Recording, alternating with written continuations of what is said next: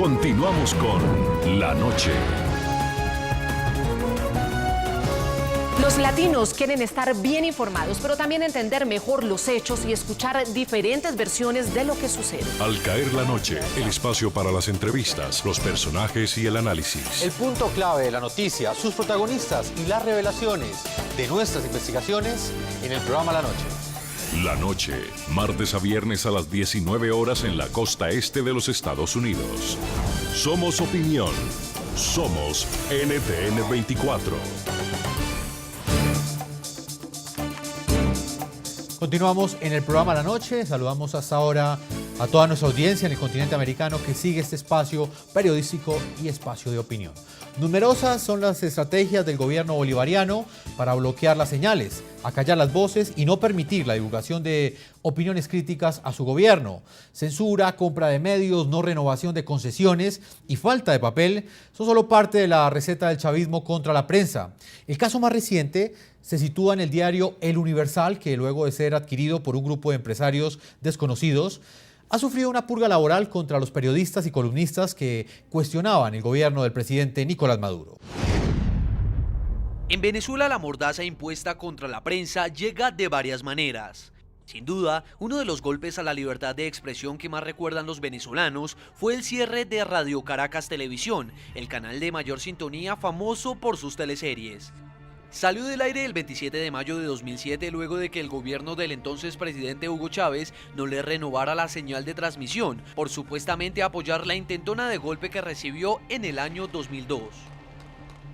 Pero la no renovación de licencia sería solo parte de la estrategia del chavismo para acallar las voces críticas.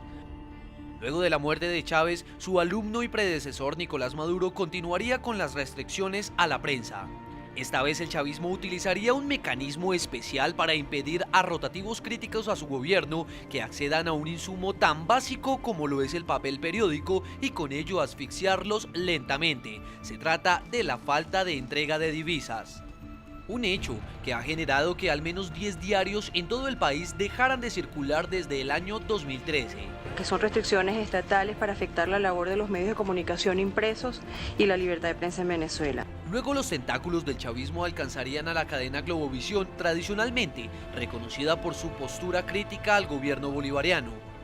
A diferencia de RCTV, el Estado no apagó su señal, la compró, con lo que tuvo un drástico cambio no solo en su personal, sino también en su línea editorial.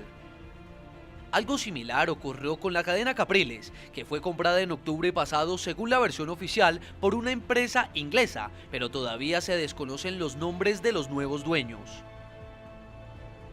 El caso más reciente se sitúa en el diario El Universal, un centenario rotativo vendido hace 2 meses y que hasta hace poco recogía entre sus páginas las voces disidentes. Cerca de 30 columnistas, algunos con hasta 20 años de trayectoria, han sido suspendidos.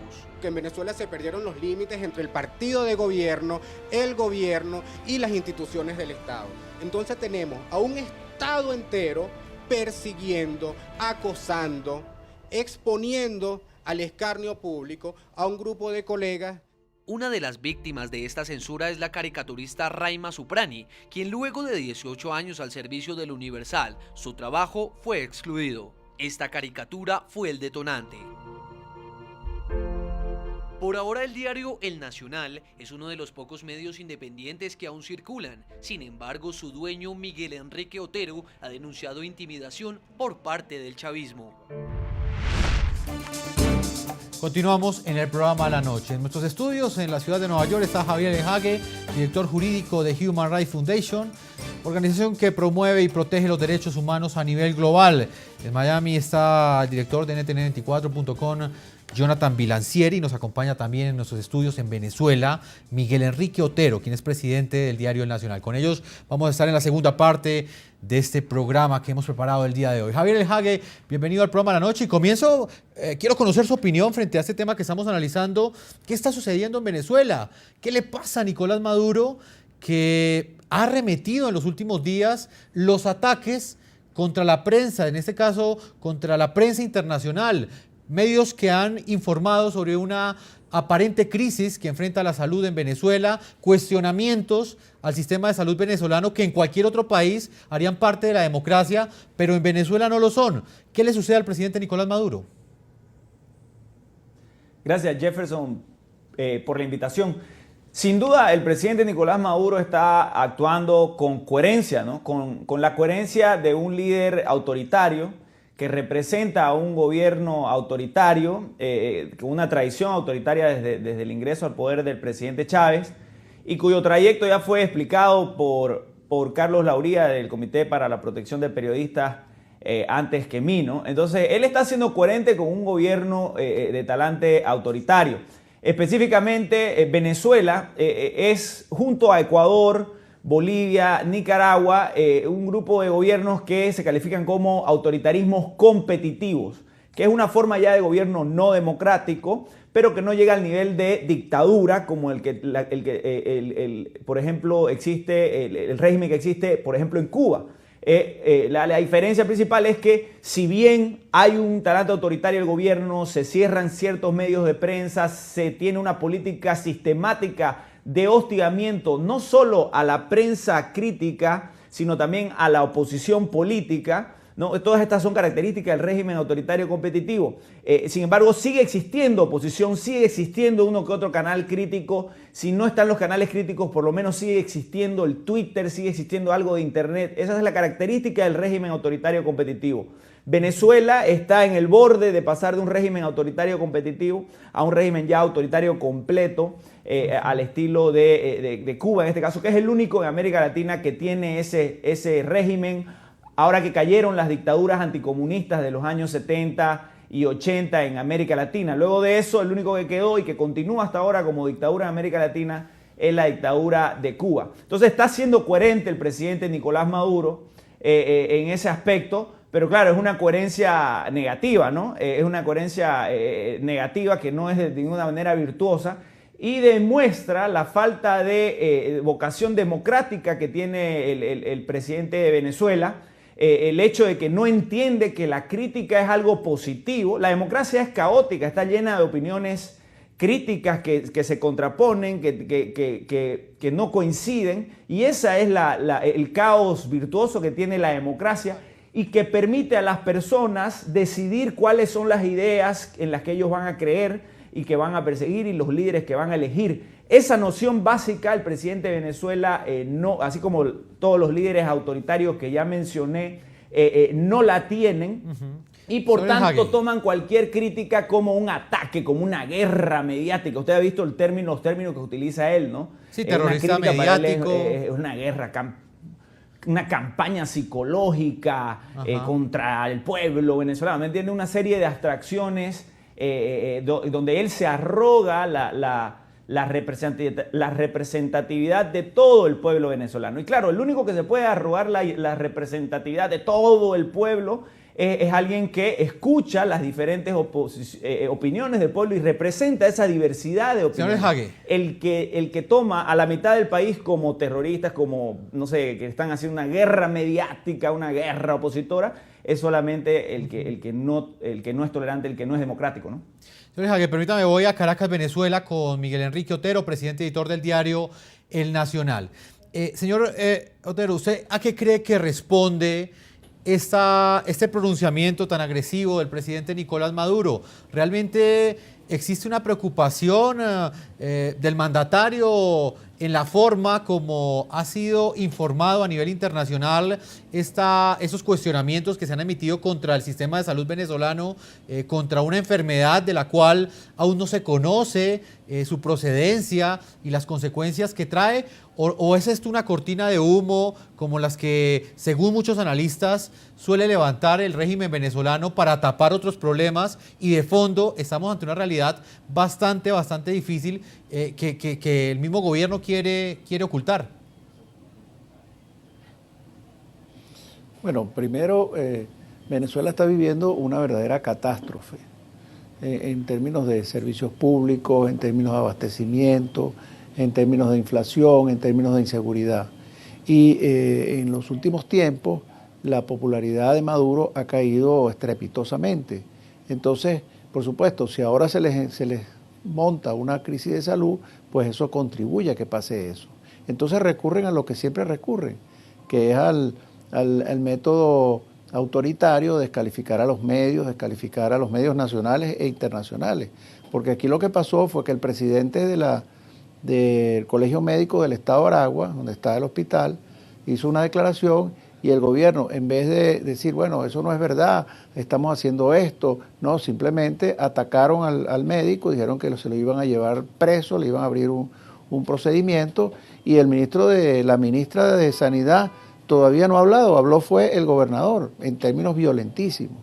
Y ahora, por supuesto, como hay una situación terrible en el área de salud, que pasa por el desabastecimiento de medicina, por el tema de la inseguridad entre los hospitales y por estas epidemias de dengue y un mosquito que yo no sé cómo se llama, que tiene un nombre rarísimo, que es una cosa masiva. Entonces el gobierno está muy preocupado porque esto se convierta en un elemento más adicional a la catástrofe que estamos viviendo los venezolanos en todos los órdenes de acción pública. Entonces, por supuesto, ellos han tomado estas amenazas, que no es la primera vez, nosotros estamos acostumbrados a que nos amenacen, ahora la toman contra los medios extranjeros, también a los medios extranjeros los han amenazado en otras oportunidades, pero en el fondo lo que están es muy asustados con lo que está pasando y recurren a lo que ellos siempre recurren, a la descalificación, la amenaza, la violencia, este tipo de cosas.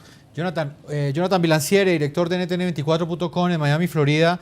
En su última respuesta, Jonathan, usted nos explicaba que la persecución contra la prensa crítica puede llegar a una nueva fase por parte del régimen venezolano. Me gustaría que ahondáramos un poquitico en eso. Usted me habla que ya entrarían quizás en una persecución directa a perfiles directos que serían bloqueados en Venezuela para que ciudadanos que cuestionan el régimen venezolano quizás no tengan la oportunidad de difundir sus ideas a través de las redes sociales. Es así, Jefferson. Las redes sociales y las plataformas digitales son la última frontera de la libertad de expresión en Venezuela. La gente, específicamente el comportamiento de los usuarios en Venezuela es atípico en la región. Los venezolanos consumen mucho más contenido a través de móviles y tienen tradicionalmente una alta penetración de dispositivos móviles o smartphones en el país. Eso lleva a que la gente esté constantemente informándose a través de las redes sociales, de los portales móviles y las aplicaciones móviles. Por lo tanto, esta última frontera necesariamente se vuelve un objetivo de un régimen que busca controlar todas las plataformas de comunicación y evitar que el libre cubrimiento de las noticias que no le favorecen o de las opiniones que son críticas a su gestión se pueda desenvolver con normalidad. A mí no me cabe la menor duda de que ese es el siguiente paso. Es importante entender algunos antecedentes. Ya hay una organización y hay una misión creada por la Revolución Bolivariana para organizar las redes sociales y tienen lo que denominan ellos la tropa. Estamos hablando de decenas de miles de usuarios controlados o de perfiles controlados por algunos centenares de usuarios que están bajo la nómina del Estado venezolano y que se dedican a mover matrices de opinión y también a reportar cuentas que sean de tinte opositor o de corte crítico para que las diferentes redes sociales las bloqueen o las eliminen de sus plataformas. Así que ya hay un antecedente. Adicionalmente, hay unas especies de celebridades en redes sociales aupadas por el chavismo que se hacen llamar hackers éticos, que se dedican específicamente a hackear y a inhabilitar cuentas de personajes políticos o de periodistas críticos en Venezuela. Así que ya están dando los primeros pasos hacia esa última frontera que representan las redes sociales y obviamente en el ámbito web y en el ámbito de las plataformas digitales ya han dado grandes pasos para controlarlos y censurarlos, como el caso del bloqueo de NTN y de RCN. Jonathan, rápidamente, porque se nos acaba el tiempo, para despedirlo en Miami, en este momento en Venezuela hay una posibilidad para que vean NTN 24 a través de internet o sencillamente ya todo está bloqueado. No, ya afortunadamente el equipo de NTN24.com ha trabajado sin cesar desde que nos enteramos de este bloqueo para habilitar nuevas ventanas de distribución de nuestra señal y ya nuestra señal de streaming se puede ver en Venezuela y contamos con el apoyo de diferentes plataformas para prevenir que sea bloqueado. La única manera en este momento que tiene el gobierno bolivariano para bloquearnos sería ya inhabilitar el acceso a plataformas como Facebook, Twitter y YouTube. No creo que todavía estén a ese nivel de censura, pero es una posibilidad. Pero mientras esas plataformas de redes sociales se mantengan en línea, nosotros vamos a poder llevar nuestra señal en vivo a los venezolanos. Y esperamos que en las próximas horas podamos tener también una alternativa para que todo el resto del contenido digital de NTN24 llegue nuevamente a Venezuela a través de ventanas alternativas que estamos en este momento desarrollar, que no quiero dar mayores detalles, pero que pronto vamos a poder anunciar a toda nuestra audiencia. Jonathan Milancieri, director de NTN24.com, gracias por habernos acompañado. Gracias a ustedes. Y también quiero despedir en Venezuela, también nos estuvo acompañando Miguel Enrique Otero, presidente editor del Diario Nacional. Señor Enrique Otero, yo le agradezco el tiempo que nos concedió y lo estaremos consultando para seguir pues al lado suyo, de alguna manera entendiendo qué es lo que está sucediendo en Venezuela y también apoyando y solidarizándonos con estos medios de comunicación que cada vez tienen un margen de acción mucho menor en Venezuela. Muchísimas gracias. Cuando quieran me llaman.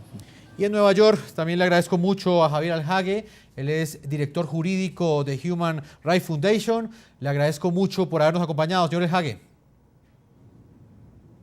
Gracias, Jefferson, por la invitación y felicidades.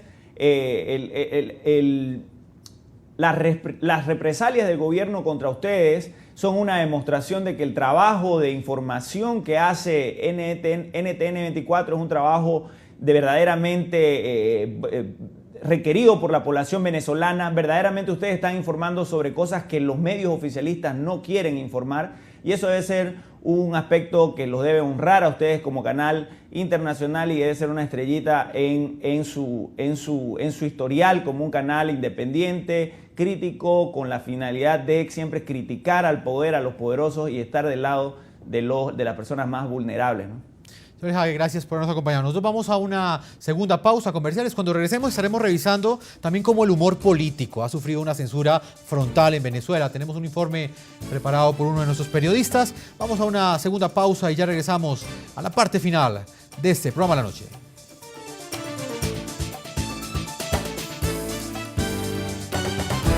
Ya regresamos con La Noche.